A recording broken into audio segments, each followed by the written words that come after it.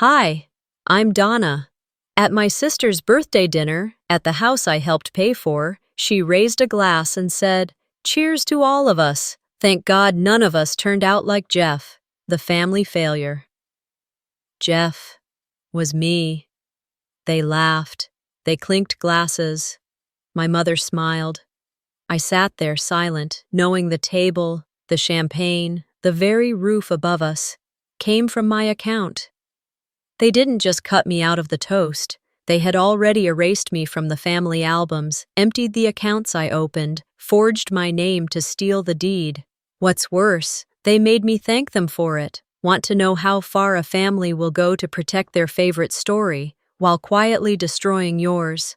I had been sitting at the end of the long table, near the edge of the patio where the string lights faded into the low desert dark. I wasn't on the seating chart, at least not in a way that made sense. Vera had introduced everyone else with glowing titles. My amazing cousin who just made partner. Dad who still walks 5 miles a day. Aunt Kathy who bakes the world's best lemon bars. Me? I was Donna, who's here. The catered dinner was winding down. Silverware clinked softly against china. Somewhere near the pool, one of the younger kids was whining for more soda. I'd just set down my wine glass when Vera stood up, holding her flute high. Her smile had that look, wide enough for charm, tight enough to cut. "To family," she said, raising her glass toward the glowing lights above.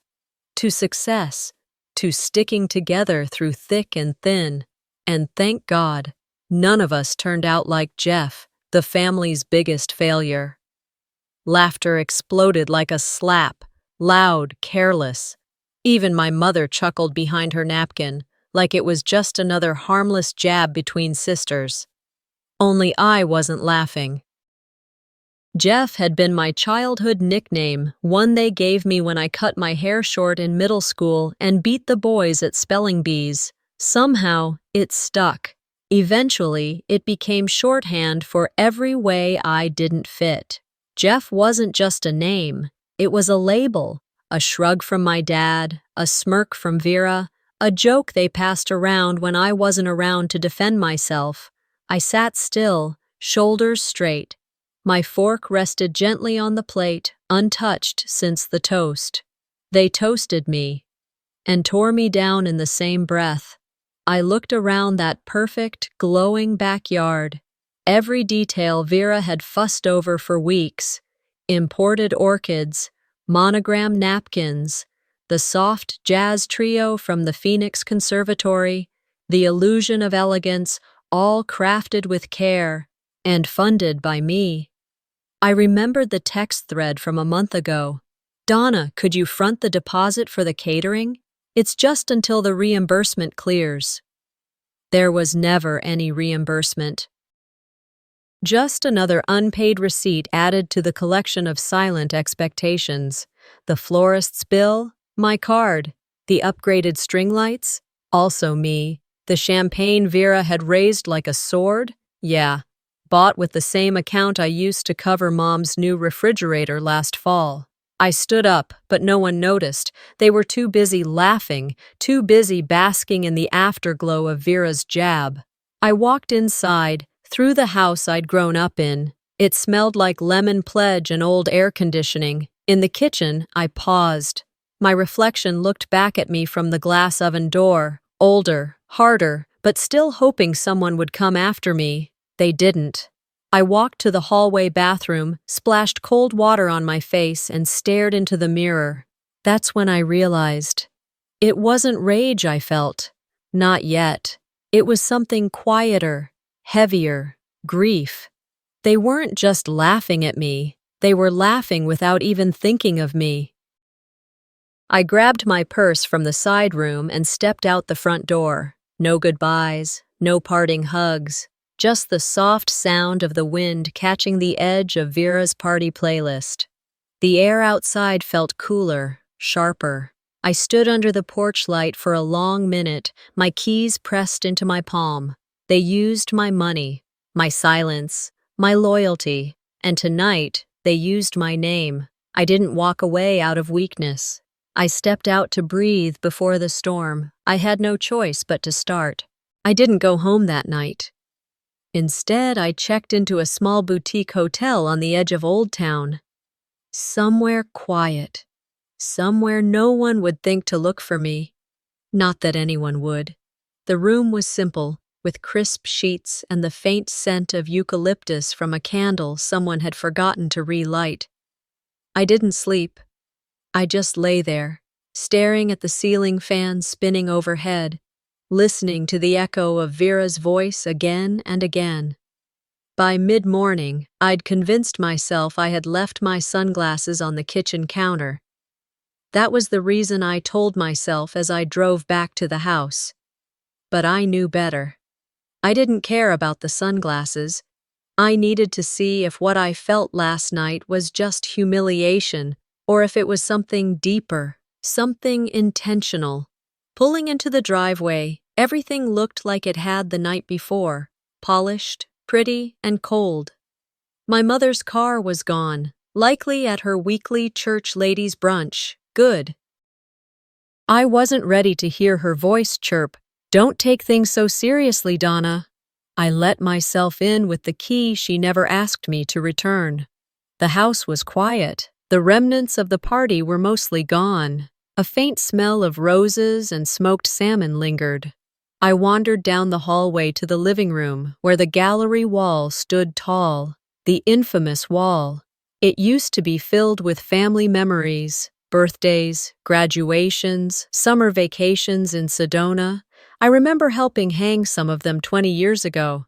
Now, it was a shrine to Vera. There she was in a dozen frames, on stage receiving a community leadership award, posing with her daughter Ava at prom, giving a speech at some gala. Her husband, Graham, appeared here and there.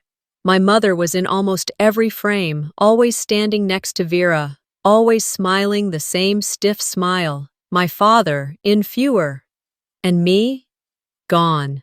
I scanned each row, looking for any trace of my presence. Not my college graduation, not the article from Forbes when my company got profiled, not even a simple candid from one of the many dinners I paid for over the years. It was like I never existed. Then came the voice. "Oh, you're the planner, right?" I turned. A man I vaguely recognized, married to one of my cousins, I think, was standing in the hallway with a paper plate in hand, leftover cake on it. "You did an amazing job with everything last night. My wife said it looked like a magazine spread. Vera's lucky to have someone so professional." I blinked. He thought I'd been hired. I opened my mouth to correct him, and didn't. What would be the point? He nodded and moved along, humming some tune I didn't recognize. I stood there, letting his words settle into me like fine dust, light but choking. I walked to the side cabinet where Mom kept the old photo albums. She had them neatly lined by year, every birthday, holiday, major milestone. I found one marked Donna, early years. It was thinner than the others. Inside, the pages were yellowing, the photos curled slightly at the edges. There was one I hadn't seen in decades. Me, age 16, standing on a stage, holding a regional business award. Vera is just off stage, clapping. But the part that caught me off guard was the brass nameplate someone had added to the bottom of the photo sleeve. "Our shining star, Vera." It was my picture, my award, her name. I didn't know whether to laugh or cry. So I did neither. I just sat there, holding that album, feeling a silence thicker than anything that had been said the night before. This wasn't forgetfulness, it was erasure. And it wasn't accidental. I closed the album slowly and slid it back into the cabinet. There were no sunglasses to retrieve. There was nothing here for me anymore, at least nothing real. but I remembered something they didn't expect me to. I kept the letter I never sent. I went straight home after leaving my mother's house. I didn't stop for coffee, didn't drive aimlessly like I sometimes did when my head needed clearing. I knew exactly what I needed to do, and I knew exactly where to find it. The shoebox sat on the top shelf of my bedroom closet, wedged between an old handbag I hadn't used in years and a stack of framed prints I never got around to hanging. It was marked in thick black Sharpie. Personal, do not toss. A warning to no one in particular, maybe to myself. I set the box down on the kitchen table and lifted the lid. Receipts, scanned utility bills, a folded napkin with my father's old grocery list, and near the bottom, under a faded photo of me and Vera at a childhood dance recital, was a white envelope, sealed but never stamped. My handwriting, looping and tight, was unmistakable. The date in the top corner read, March 2005. I sat down, the envelope between my fingers, suddenly unsure if I wanted to read it. I remembered writing it. I remembered the feeling that pushed it out of me like a scream I didn't know how to make.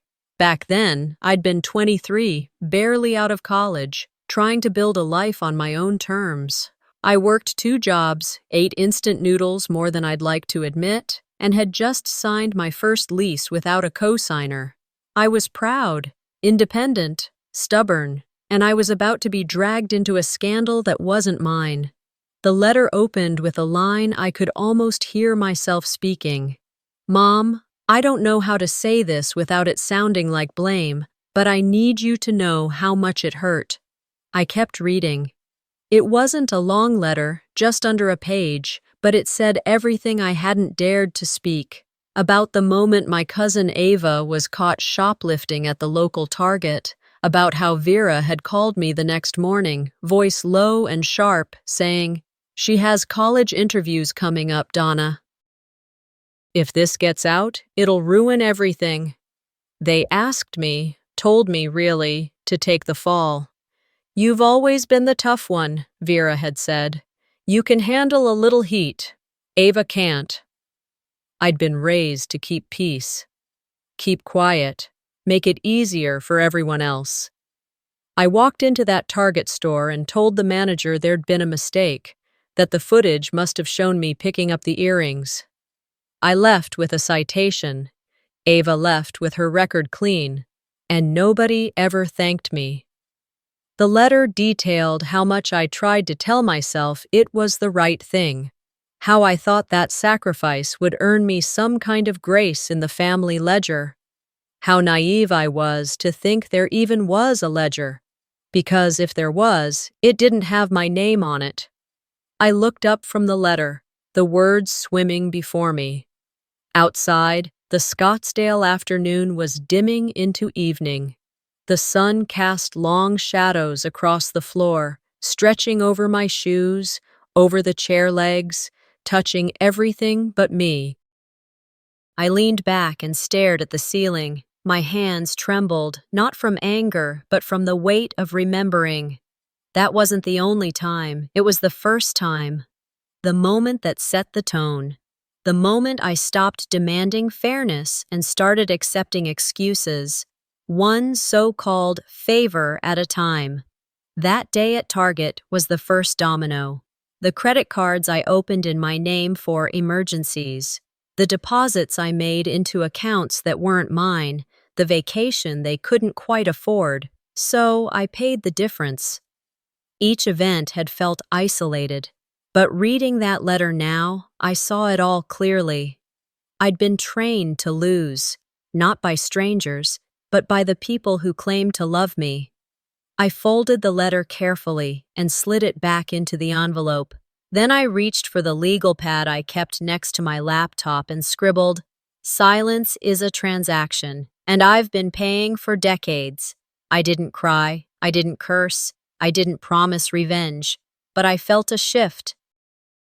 Something had snapped back into place, not anger, not vengeance, but clarity.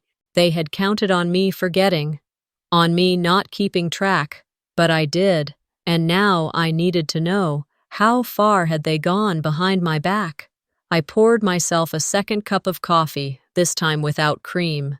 It sat black and quiet on my desk while the first rays of morning crept through the blinds. I hadn't slept. My body moved, but my thoughts were already down the hallway, in the filing cabinet I hadn't opened in years. They thought I wouldn't remember. They underestimated how much I keep, literally and figuratively. I knew exactly where the papers were: bottom drawer, blue folder, labeled Partnership, Casa Verde. That house was the second property our family ever bought together. Well, at least that's how they'd always framed it. Together. In 2012, I had just finished expanding my real estate firm. I was still optimistic, still willing to believe that family could be business and not bleed you dry. My mother needed help. Vera had found a dream deal that was slipping through their fingers. Graham, naturally, had no liquid funds, so I stepped in. They called me the closer back then. Cute, right? I flipped open the folder. Everything was neatly stapled, highlighted. But as I scanned the signatures, something soured in my stomach. My name was there, but not in the way it should have been. Where it once read Donna Vale, primary owner, now it was listed under a vague clause as temporary guarantor.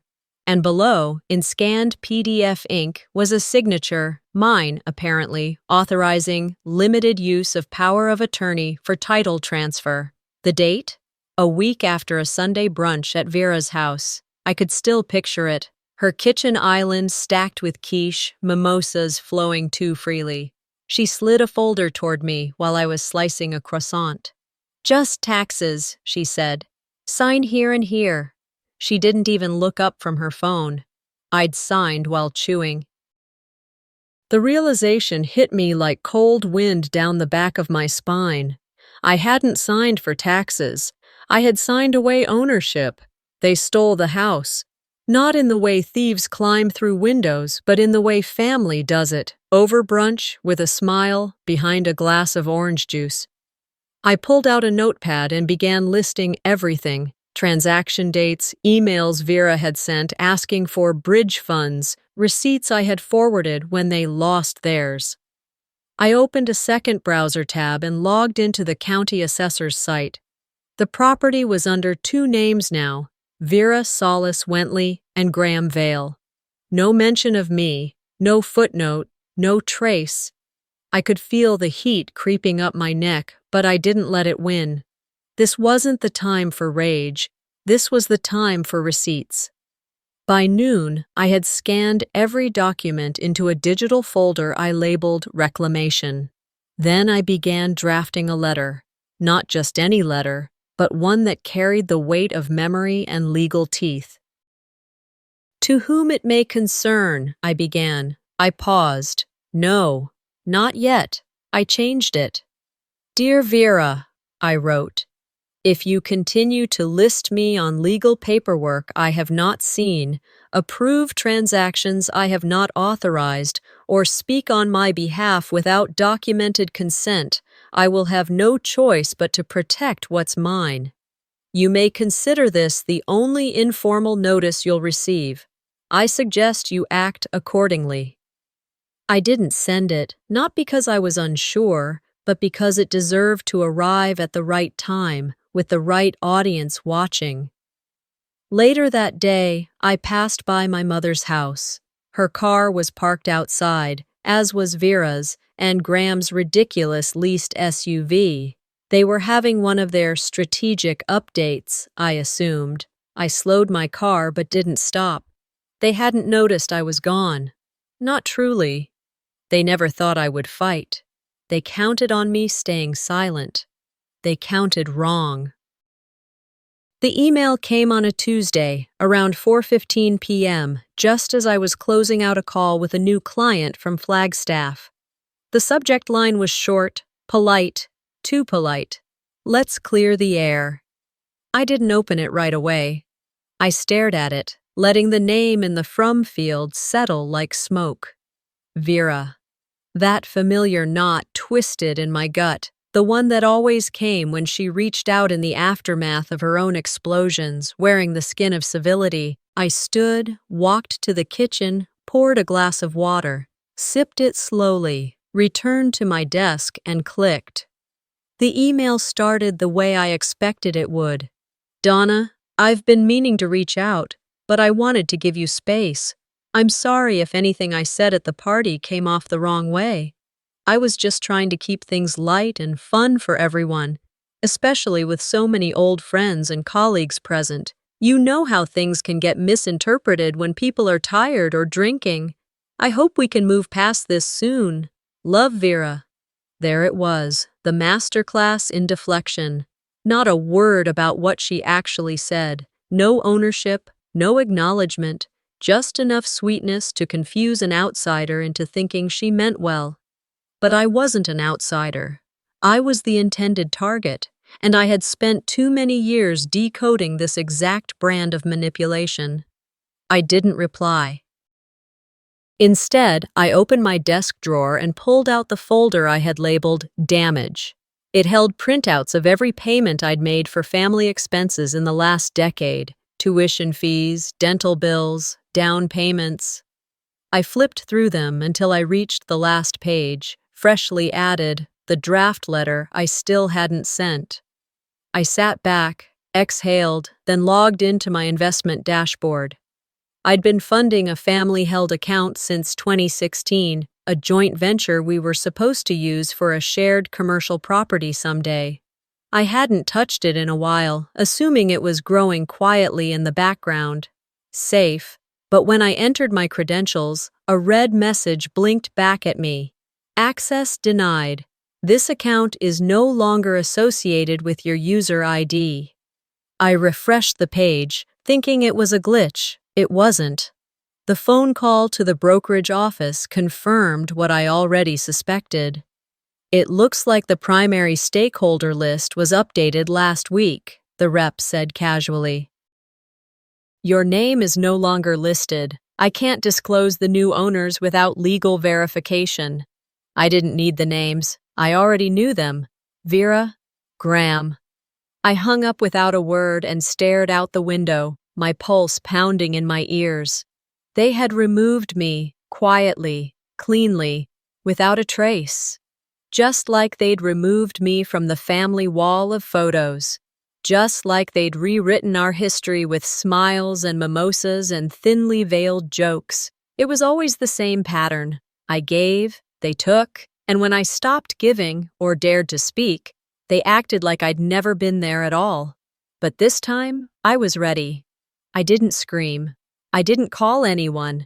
I just opened a blank document and began typing, a timeline, date by date, transaction by transaction, from the small $85 for mom's prescription refill to the massive $42,000 transferred from my account to secure the second property's initial escrow. I laid it out like a prosecutor preparing for trial. I wasn't born for war, but they had trained me for it, year after year, by teaching me the language of silence, by making me responsible for peace no one else cared to keep. They wanted order, not truth. But I had spent too long mistaking the absence of conflict for harmony. When I finished the timeline, I saved it in 3 different folders. I backed it up to a cloud server. I printed a copy and slid it into a manila envelope marked with today's date. Then I opened Vera's email again and hovered over reply. I typed one sentence. I'm not interested in pretending anymore. Then I deleted it. That reply wasn't for her. It was for me. Instead of responding, I opened a new tab and scheduled an appointment with a financial attorney I'd heard good things about. No more favors, no more blind loyalty, just law, facts, and protection. By the time night fell, the city lights were starting to glitter outside my window. The room around me was still. My inbox was quiet again. But inside, something steady had clicked into place. They could keep ignoring me. They could tell themselves I was being emotional, dramatic, selfish. But the facts didn't lie, and I was done letting lies have louder voices than truth. Lewis called just after 7. I was still in my robe, sitting cross-legged on the couch, laptop open, coffee half warm. I hadn't expected to hear from him so soon. My email to him the night before had been vague, intentionally so, but the tone in his voice made something tighten behind my ribs. "I checked the shared case archive," he said. "Your folder's empty." I didn't respond right away. My fingers paused above the keyboard. "How empty?" "Completely. No deed copies, no power of attorney forms, just a scan of an envelope with your name on it. No files inside." He let that hang. I swallowed hard, then pushed myself off the couch and walked into my home office. I opened the cabinet where I kept my own backups, drives, USBs, redundant systems I'd learned to maintain from a career in contracts and contingencies. Click, click, click. Within 5 minutes, I found what they'd erased. The original deed forms with my signature and date. The escrow deposit receipts. The email threads where I'd agreed to temporarily front money while we figured out the ownership split later. Every file had a timestamp. Every file bore my name, my handwriting, my contribution. I didn't feel vindicated. Not yet. But I did feel steady. They hadn't just tried to cut me out. They had actively buried me. And that took effort. That required planning. It wasn't incompetence. It was strategy. I opened another browser tab to search for local attorneys. The name that had been recommended, Ray Klein, a former estate litigator turned asset recovery specialist, stood out in bold. I booked a consultation for the next day. That's when the ping came in. New message from Marcy Vale. Subject, "Don't do this to us." My finger hovered. I didn't need to read it. I knew the melody, but I clicked anyway. "Donna, I don't know what's going on, but you need to stop this. We're family. You going public or dragging this into court would tear everything apart." Do you really want people asking questions about their own family? About us? What would people think of me? Of your father's name? No mention of what they did. No denial either. Just fear of exposure. Fear of losing the version of our family they had spent years polishing like a trophy behind glass. I read it again. Then I dragged the email into a folder labeled Legal Threats. That night, I opened every digital folder on my machine and organized them with a level of precision I hadn't applied to anything in years. I labeled, I indexed, I secured.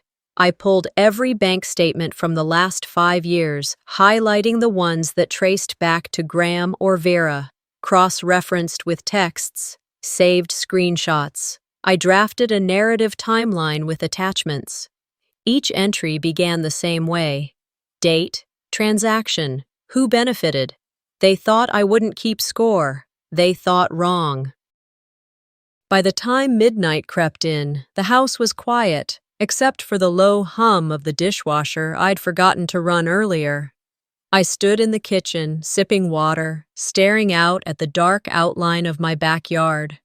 I used to think silence was safety, that not reacting made me strong, that if I just stayed the bigger person long enough, they'd notice, maybe even thank me.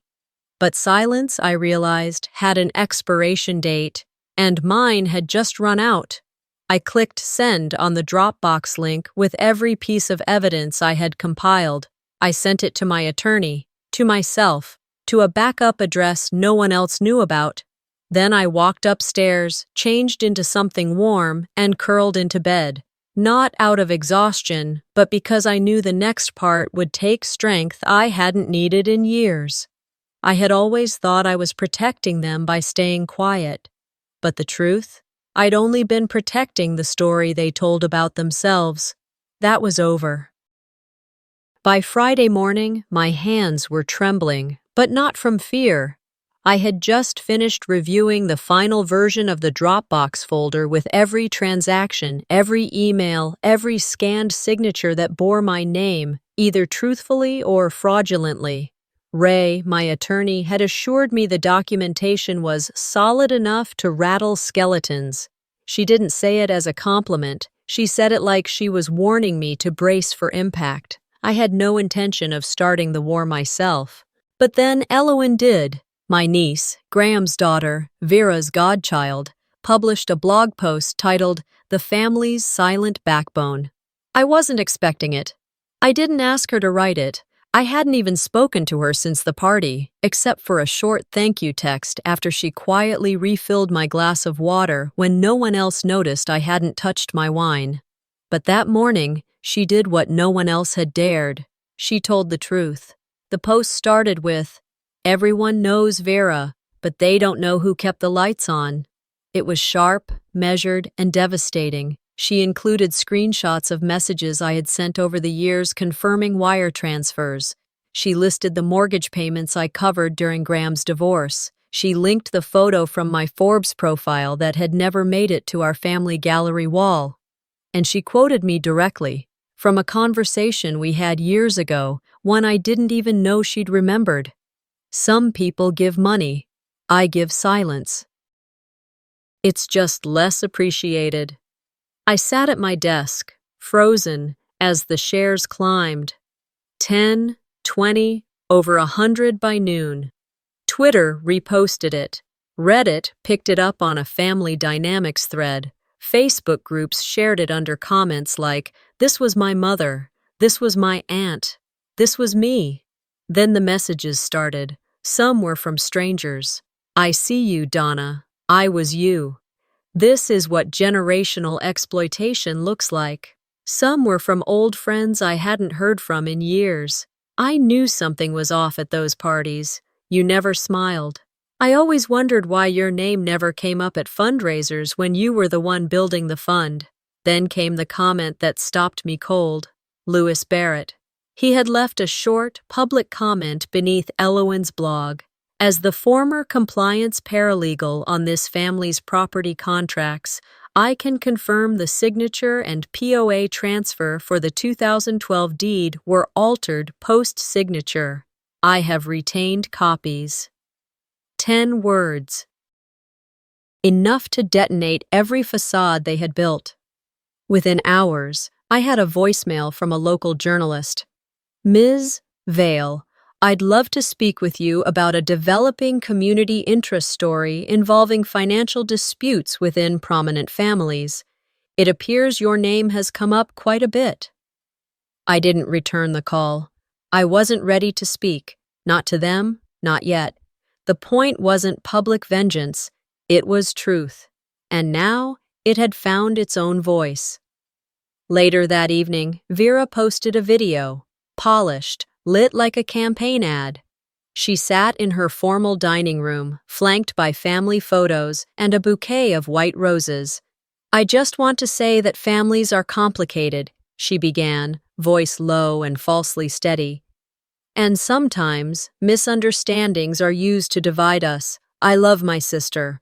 Always have. I don't understand why this has to be public, but I forgive her. Forgive me. She forgave me." As if I had broken something sacred, something she hadn't already smashed with champagne toasts and forged signatures. But I didn't respond, not to her, not yet. Because silence, when chosen, carries more weight than screams. I stayed off social media the rest of the night. Instead, I cleaned my house, top to bottom. I dusted shelves, wiped down picture frames, scrubbed behind the stove. The kind of cleaning that makes your muscles sore and your brain quiet. The kind of cleaning you do when something inside you has shifted and you don't want to look at it too long. By the time I finished, the world outside had gone still. I poured myself a glass of wine, not out of celebration, but ritual. I stood by the window, looking out into the dark yard, and whispered aloud the words I had written in my journal months before. Truth doesn't need to shout. It just needs to breathe long enough to be heard. And now, finally, it was being heard. The air inside the venue felt different this time, warmer, grounded. Not like Vera's party months ago, where everything had reeked of polish and pretense. This was my space now, mine, and no one else's. I arrived 2 hours before the event, dressed simply but intentionally. Navy slacks, a cream blouse, no jewelry, but my grandmother's ring. I walked the perimeter of the room, checking each detail not as a host trying to impress, but as a woman reclaiming space once stolen from her. The chairs were set in a semicircle facing the modest stage. There was no string quartet, no imported florals flown in from somewhere unnecessary. Just one clean easel holding a framed mission statement. The Veil Initiative, reclaim, rebuild, rise. At the far wall, next to a series of black and white photos from women-led financial advocacy programs, I had instructed the team to leave one frame empty. It was there, untouched, blank, except for the small brass plaque beneath it, reserved for those erased, but not forgotten. I didn't need to explain it. Anyone who had been erased would understand. As people began filtering in, former colleagues, young businesswomen from the community, a few familiar neighbors who had once looked through me at family barbecues, I stood near the welcome table, nodding, smiling. Elowen arrived with a simple bouquet of sunflowers and no makeup. Her hug was quick, firm, silent. It was enough. The event wasn't long. A brief welcome from one of our grant coordinators. Then they handed me the mic. I hadn't written a speech. I didn't need to. I used to think silence was strength, I began. That if I just worked hard enough, gave enough, stayed invisible enough, I'd be valued for what I contributed. I paused, scanning the room. Some faces nodded, others held still. They called me Jeff, a joke, a name that was easier to mock than Donna. I paid for the chairs they sat on, for the food they served, for the walls that held their photos, and then one day they raised a glass and toasted to not becoming me.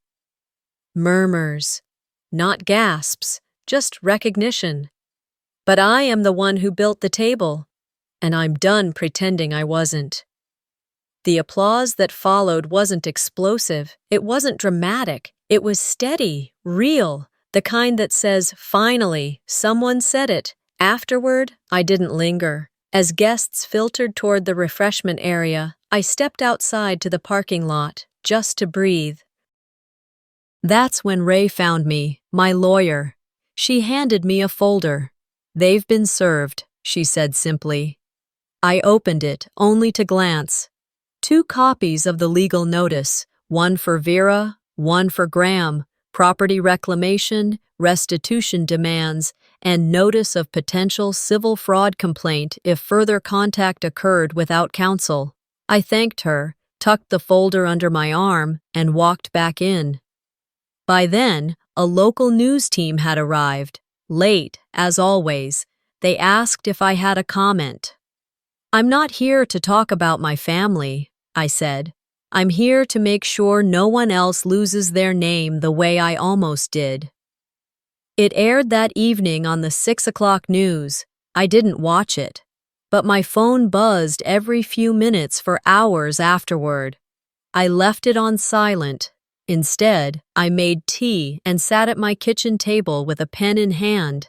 That night, I opened a new account, the Donna Vale Scholarship Fund, aimed at women who had been financially exploited by those closest to them.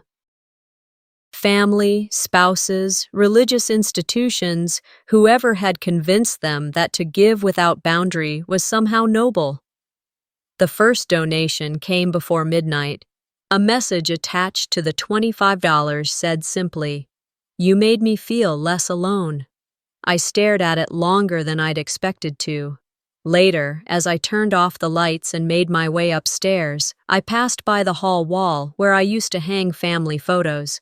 That space had been empty for years after I took them all down in a silent act of detachment. Now I paused and added one frame back. Not of them, of me, at the event, at the mic, speaking. A new legacy begins not when the pain ends, but when you decide the story is yours to finish. It was a Thursday night. I remember because the kitchen smelled like basil. I had just watered the small planter I kept near the window. A soft breeze moved the curtain, and for once, the quiet in my apartment didn't feel heavy. It just existed. That's when the voicemail came. I was folding laundry, halfway through matching a pair of socks, when my phone buzzed with a missed call. The voicemail transcription flashed on the screen before I even touched it. "Aunt Donna, were you ever part of the family? Mommy never shows your pictures." It was Ava's daughter, young, maybe 8 or 9, too young to understand what she was asking, old enough to feel the shape of something missing. I played the message, this time listening to her voice, not just reading the words. She didn't sound angry, just curious, like she was asking why the sky turned orange at sunset. I stood there for a long time after it ended, the folded socks still in my hands, my chest not tight, but hollow, not in pain, but in awareness. I didn't cry, I didn't call back. Instead, I walked to the hallway closet and pulled out the box, the same one from before, the one I'd labeled personal do not toss. Back when I still thought labels could protect things. I sat cross-legged on the floor and opened it. Inside were photos, faded, curled, out of order. A birthday party where I wore a yellow dress that didn't fit quite right. A blurry picture of Dad holding my science fair trophy. One of me at prom, alone, smiling with my chin tilted just slightly upward. Some of the photos I returned without looking twice. Others I paused, traced faces with my finger, remembered how things used to feel before they got twisted into performance and manipulation. I pulled out a piece of stationery and wrote a letter. Not to Vera, not to my mother. To the little girl who had asked a question she didn't realize was loaded with history. Dear sweetheart, yes, I was part of the family. I still am. But sometimes, staying close to people who hurt you means you start to forget who you are. So I stepped back, not because I stopped loving them, but because I finally remembered to love myself. I folded it gently and tucked it into the same envelope that still held the first letter I never sent, the one I'd written to my mother after Ava's shoplifting incident. I tied the bundle with a red ribbon and placed it back into the box. Then I closed the lid and slid it to the very back of the shelf. Some things don't need to be opened again. The next morning, I stood on my balcony with a cup of tea. The air was cool, the sky just beginning to soften from dark blue to lavender. The jasmine plant I'd been nurturing had bloomed overnight. I clipped one small blossom and placed it in a jar near the sink. That's when the text came through. Columbia. She got in. The first recipient of the Donna Vale Scholarship Fund had been accepted into Columbia University. I stared at the message, my thumb hovering over the keyboard. No emoji, no congrats, just a single word reply, begin. Because that's what it was. Not closure, not revenge, beginning. Not long after, I grabbed a cloth and gently wiped down the picture frame I'd added to the wall near my desk, the one from the night of my foundation event. Me holding the mic, me standing tall, me named in full. Next to it was an empty space. I had considered adding another frame, one of the family, one of the early years, before the unraveling, but I didn't. Not because I couldn't find one, because I chose not to. Some frames aren't missing, they're just not needed anymore. I stood there for a long moment, sipping tea, letting the morning light touch my face. Somewhere in the distance, I could hear kids heading to school, the world moving on. Inside me, something settled. Not every wound needs to be bandaged by the one who caused it. Sometimes healing is simply choosing not to bleed where you once did. Sometimes walking away isn't weakness, it's wisdom. When your voice has been silenced long enough, reclaiming it isn't just personal, it's powerful. Have you ever been the one in the family who gave everything only to be treated like nothing? What would you have done if you were Donna? If this story spoke to something in you, drop a comment below. We read them all. And don't forget to subscribe for more true-to-life revenge stories and powerful narratives like this one.